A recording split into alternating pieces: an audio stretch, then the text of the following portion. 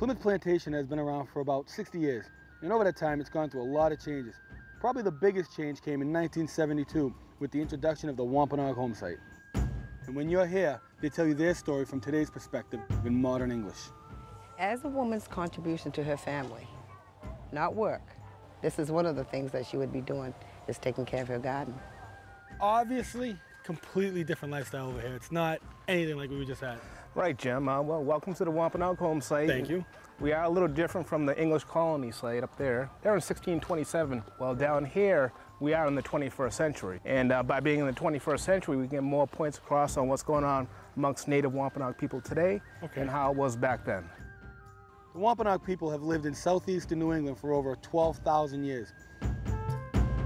Here they have two styles of homes: a small cattail mat covered house for the spring and summer, and a bark house for the fall and winter.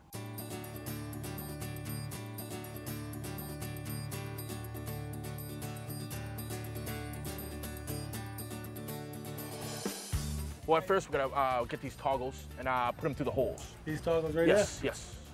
And they stick on the ground. Yeah. Stick enough, and put like the string. Yeah. And kind of push the string through with the stick. I see. There's only a certain time of year we can get the bark, and that's during the spring. So what you do, cut around bottom of the tree, cut around top, you slice down the middle, and you peel the bark right off.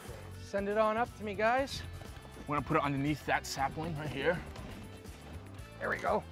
And let's try to get it up and under this sapling over here. Try to go all the way left as possible. Try to go to, You want to overlap just a little bit, just like a shingle. Yeah. There you go. That's the idea. How's that height down there? Is it equal with all the other pieces of bark? That looks good. All right, you guys want to come inside and tie this up? Sure thing. no, hold it. Yeah, I got it. All right. Once this house is constructed, it's going to last over 10 years. And these types of houses will get to be anywhere around 70 degrees on the inside during the winter. All right, I can see how this would work. You can see how the bark overlaps like a large shingle? Yeah, We start at the bottom and just overlap it to the top. Yep. Right now, we're on our third layer. All right, and where am I coming up to this piece right here? Probably there. right over here would be good. Right to here. What you do, you tie it to the frame of the house, and the frame itself is made out of cedar.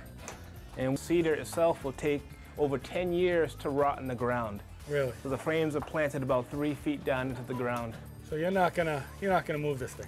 It's not going anywhere, no. And also, you see the way the frame's built? It's like a oval shape.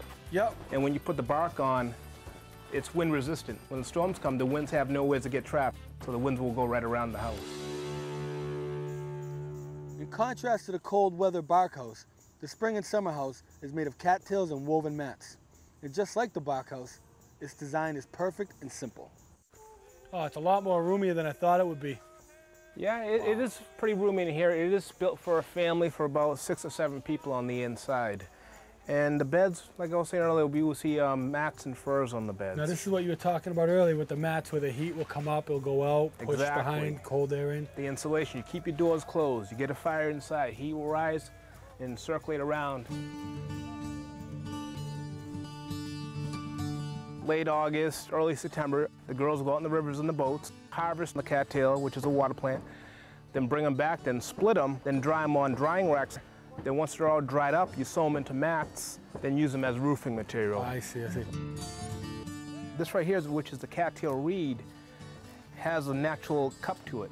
Okay. So when you're making the mat, you half twist the cattail reed, and the rain goes right down. It's like a tube. It's Exactly. like almost like a gutter system. Just like a gutter system. Unbelievable.